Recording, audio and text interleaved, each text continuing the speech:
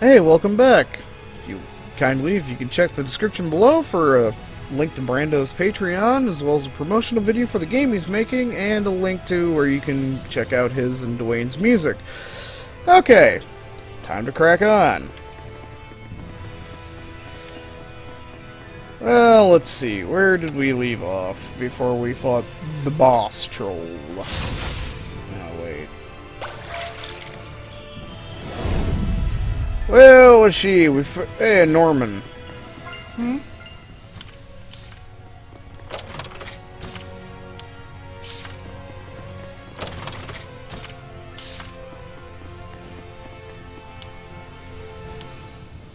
You are...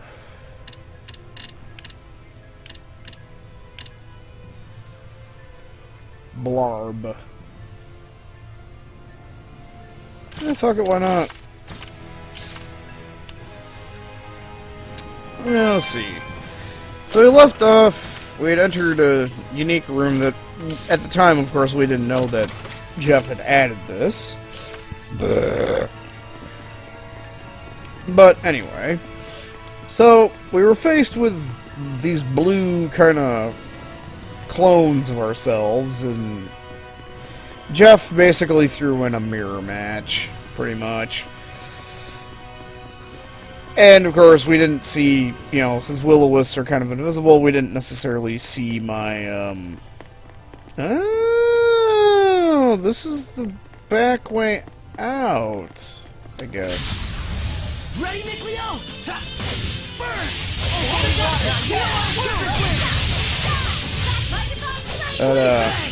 Yeah, so the clone of my will-o-the-wisp kind of got a few cheap hits in, but... nothing other than that, you know, it was a pretty standard encounter, nothing... I want to become stronger as a seraph. You know, You have more than enough. interesting happened in that encounter other than what it actually was. Don't get careless. This is where Jeff basically gave everybody their, you know, tailor-crafted items for their characters. And at this point, the Paladin had been replaced by the Warlock because of the whole clash with the party dynamics and shit. So, I mean, Heather as a Warlock had a very nasty habit of rolling ones and shooting us in the back of the head with it, with Eldritch Blast. But, other than the more often than not comical fuck-up, because that thing happened with surprising frequency, nothing really stood out about the encounter. So, I got a ring. They gave me +1 AC. Everyone okay? Yeah, +1 AC ring. I was so happy. You can probably imagine how fucking happy I was at that. The special part of it was it could shoot one magic missile a day. Yeah. And I could basically store spell levels in it. One charge per spell level. And I could invest my... oh, it's water. I could invest my spell charges in this and save it up to shoot multiple magic missiles. It was like, well, that doesn't sound too bad. And... yeah, it doesn't sound too bad when you think about it. But compared to some of the other shit people got, Heather got something to make her Eldritch Blast better, which meant it just did more damage to us when she rolled a 1 and shot us in the back of the head during combat. Oh fuck. I forgot what Ryan got. It wasn't anything majorly impressive. I think it was just something to improve his healing.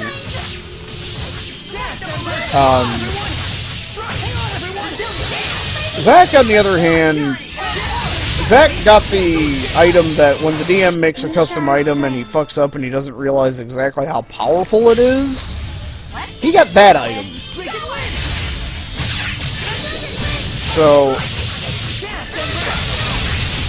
he got a halberd that acted as if it were... There's some lycanthrope's halberd or something. Some kind of lycanthrope clan's like magic halberd of bullshittery. So it essentially acted as if it were its damage acted as if it were one size category larger than the weapon actually was. So, you know, a halberd's a class as a large weapon, you know, large weapons, but means it did damage as a two-handed weapon. Or not, I mean it did damage as a huge weapon. Well, you know, one size category larger, not too ridiculous, especially considering what Jeff had planned for us. So he didn't really think about, oh yeah, it's just a, you know, a step up. No biggie, it's just a step up. Well, he forgot the whole stick with really, really big man, making your equipment larger as well. We'll just leave it at that. And he wasn't going to take it back, because it's like, well, I already gave it to you, it'd be kind of bullshit to take it back or do something to it now. So, Zach inarguably got the best weapon, the best item out of the whole bullshit encounter. I'm ready. Freezing strike. Oh, of course that wouldn't work.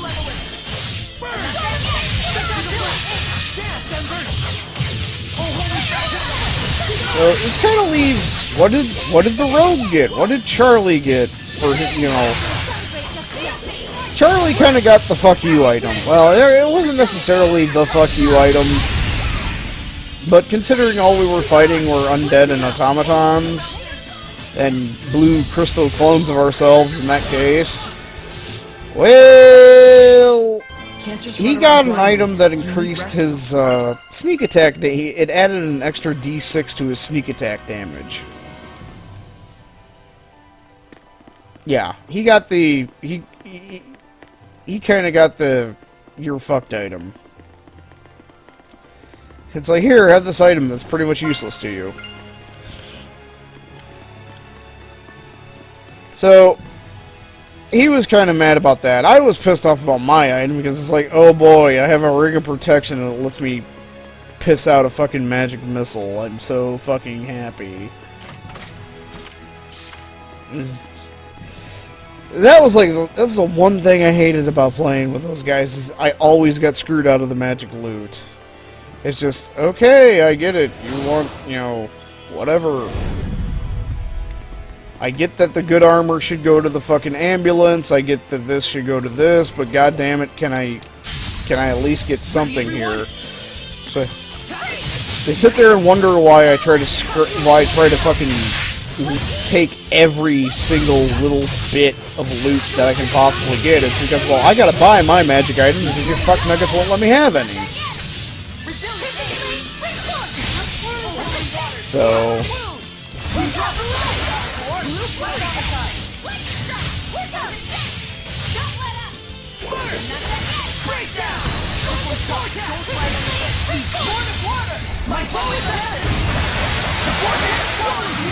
Oh, we're going along, doing the usual thing, exploring, killing the occasional zombie or skeleton or random automaton. Pretty standard campaign. So we get to a large room. It's a fairly large encounter. And in this particular instance, will you stop corner fucking? Hi, camera. How are you? I still got stamina to spare. But in this particular instance, where am I? Oh.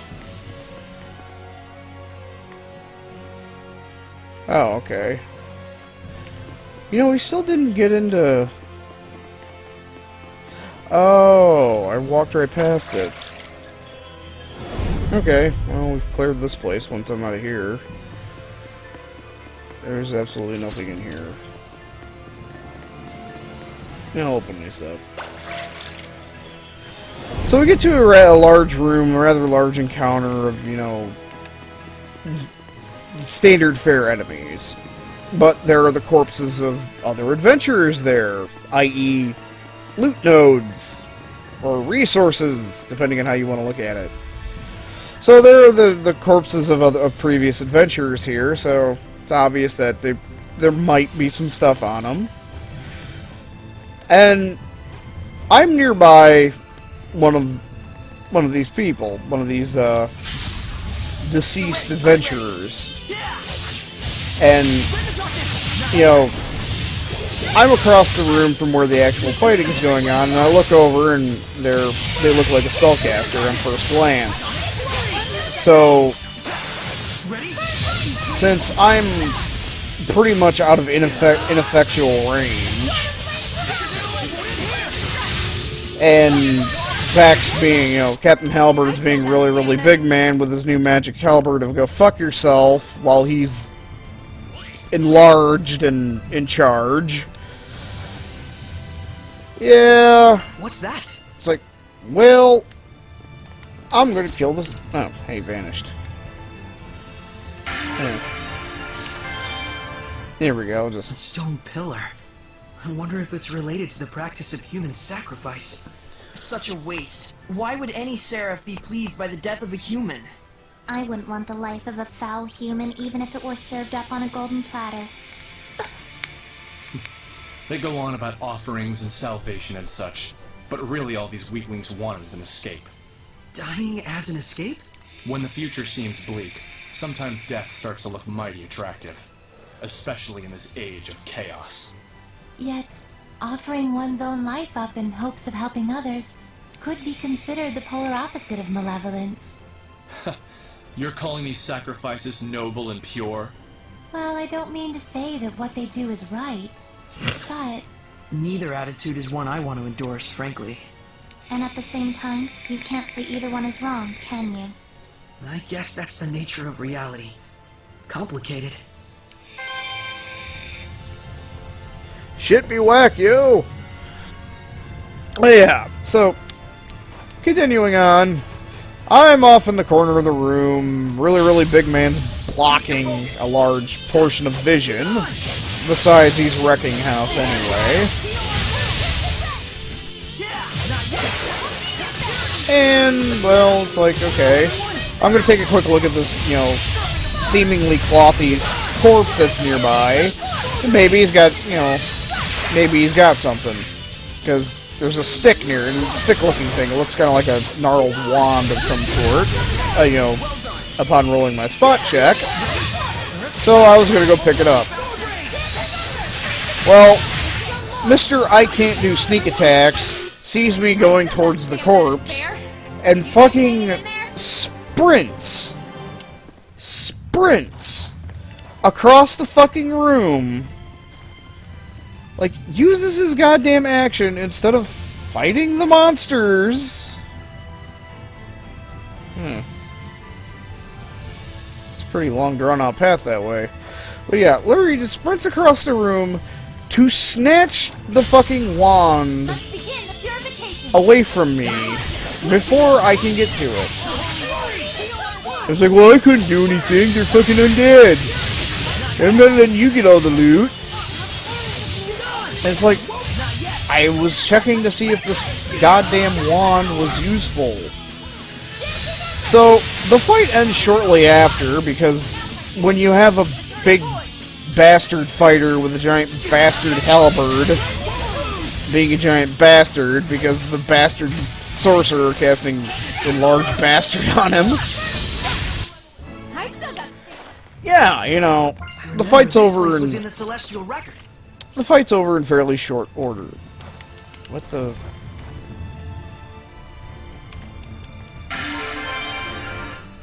Look at that. A precarious perch indeed. You see something? There's a nest up on the cliff. I think I even see baby birds. Probably a sylph eagle. Even in the most inhospitable realm, life finds a way. It's a struggle for them, to be sure. But the cliff face also functions like a castle wall, keeping the eaglets safe from predators.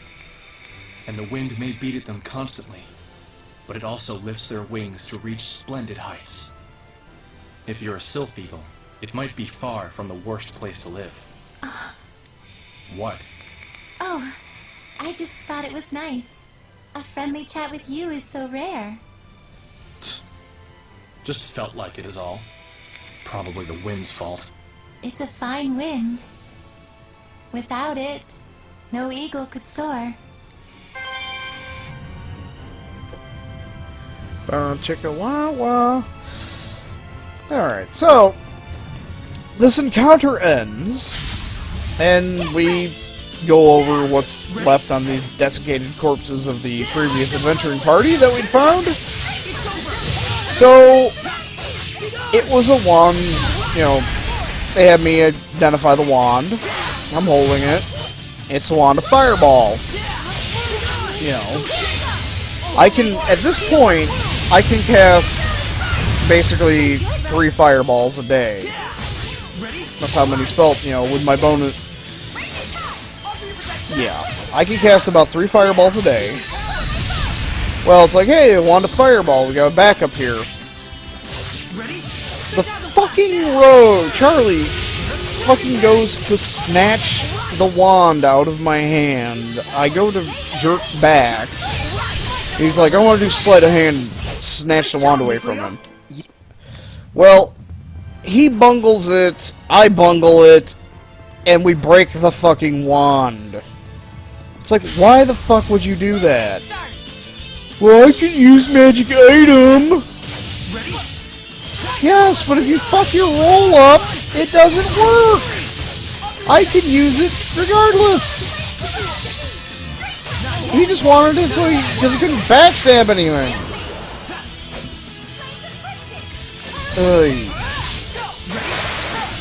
So, yeah, I mean, this is the kind of shit. And then, of course, there's other little bits and bobs. Some plus +1 weapons that just don't really do a whole lot. No one really benefits from them, so it's like, hey, loot. So we strip down these dead bastards and take their stuff. You know, standard adventuring thing. But I mean, seriously though, it's like, I can use magic item. It's like, yes, but why? It's not your thing, idiot. Don't overdo it, Rose. Yeah. Oh, we're going through some more. Have a rest. Well, at this point, the cleric's getting a little upset with how I do certain things, how I'm basically just rampaging through the dungeon, picking everything clean. It's just like they're dead. You know, these are long dead men and women, probably. Who fucking knows? But you know, these are long dead individuals, and we're here to solve whatever the thing is. And honestly, the reward for this is really fucking shit. So he starts saying, "You don't really worship Cuthbert. You only pay him lip service." So he ends up praying to Cuthbert, and he's like, I want him to know the true tenets and all this. It's like, I know the fucking tenets. It's like, I'm not a cleric, but whatever. I'm just a fucking bounty hunter. Noise canceling headphones. Okay.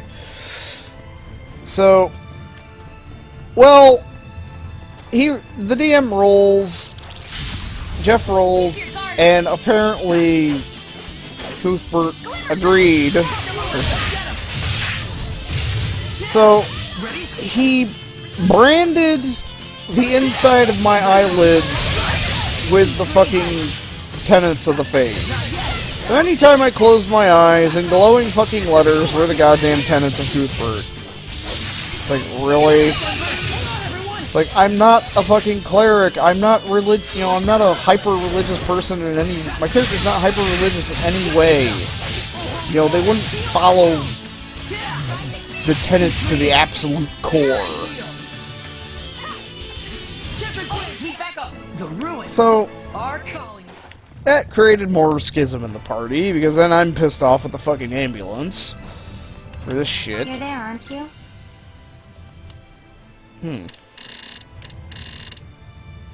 Capability against crustaceans.